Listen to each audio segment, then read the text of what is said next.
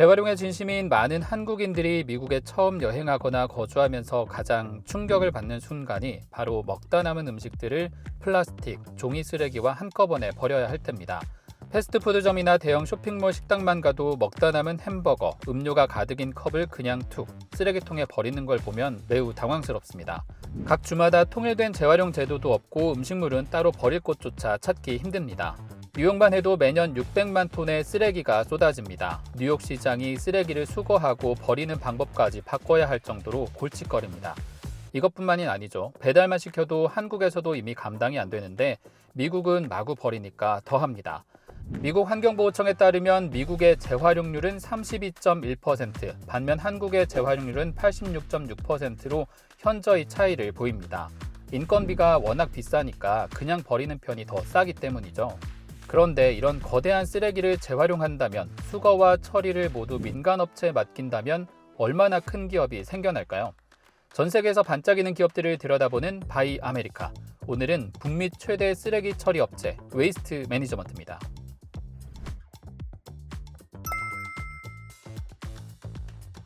미국식 쓰레기 처리 방법, 저도 거주한 지 얼마 안 돼서 적응이 안 되는 것도 있지만 요새 만들어진 미국 아파트들에서 도입하고 있는 방식도 상당히 놀랍습니다. 한번 가보시죠.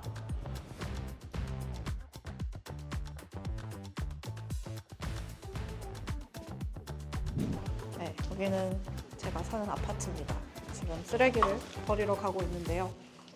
쓰레기 버리는 법, 아파트에 살면 정말 쉽습니다. 저는 여기 복도의 모든 층에 이렇게 트래시룸이라고 해서 쓰레기를 버릴 수 있는 공간이 마련이 되어 있어요. 네, 뭐가 있는 게 아니고요. 이렇게 들어오시면 이렇게 구멍이 있습니다. 정말 양심의 가책을 많이 느끼지만 어쩔 수가 없습니다. 진짜 그렇게 버리라고 되어 있어요. 보시면 코밍글, 그냥 다 섞어서 버려라 라고 하는 건데요. 코밍글, 종이류, 그리고 그냥 쓰레기 다 같은 데다 버리라고 되어 있습니다. 그래서 양심에 찔리지만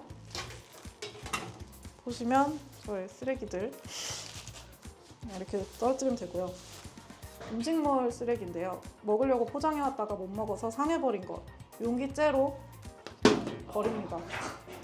정말 양심에 큰 가책을 느끼지만 어쩔 수가 없어요. 이 안에 재활용 쓰레기들, 재활용 한국인답게 따로 이렇게 모아두기는 했는데요. 그냥 버립니다.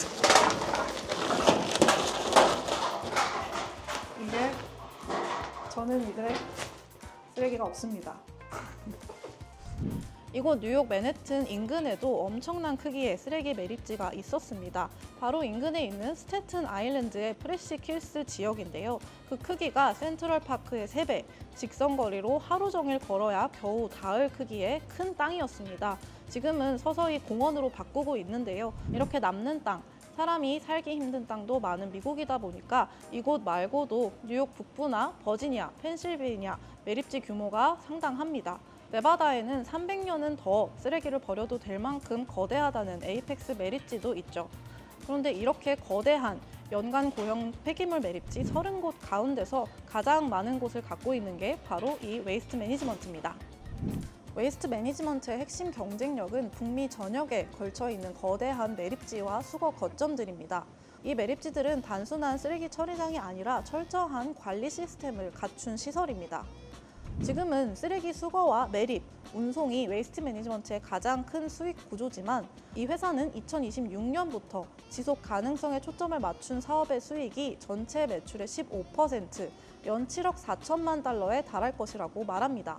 어떻게 이게 가능할까요? 웨이스트 매니지먼트는 우리가 흔히 생각하는 단순한 쓰레기 처리 시설을 넘어서 에너지를 생산하는 발전소로서의 역할도 하고 있습니다. 기본적으로 매립지는 라이너 시스템이라고 불리는 특수 구조로 설계되어 있는데요. 오염이 지하수로 들어가지 않도록 빈 땅에 차단막을 설치하고 그 위에 쓰레기를 매립할 때마다 일정량을 흙으로 덮어서 산소가 없는 환경을 만드는 겁니다. 이렇게 하면 쓰레기가 빨리 분해되긴 하지만 메탄가스 같은 가스가 발생하게 되죠. 이 메탄가스는 이산화탄소보다도 환경에 더 유해한 것으로 알려져 있습니다. 보통 매립지에서는 이 메탄가스를 그냥 불태워서 없애곤 했습니다. 하지만 웨이스트 매니지먼트는 이 가스를 그냥 버리지 않고 모아서 메탄만 분리하고 전력 발전 같은 에너지원으로 쓰고 있습니다. 웨이스트 투 에너지라고 불리는 기술이죠. 실제로 웨이스트 매니지먼트는 이미 미국 전역에 66곳의 매립가스 발전소를 운영하고 있습니다. 이 매립가스는 천연가스보다 훨씬 생산비가 비싸죠. 하지만 친환경 에너지를 강화하기 위한 정부 세액공제 덕분에 이제는 경제성이 생겼습니다. 이를 통해서 2026년까지 매립가스 발전량을 지금의 8배로 늘리고 5억 달러의 추가 수익을 거둘 수 있을 것으로 예상하고 있어요. 세액공제도 제외하고 말이죠. 재생에너지에 대한 수요가 높은 시장에서도 이런 매립가스에 대한 수요를 제공하고 있습니다.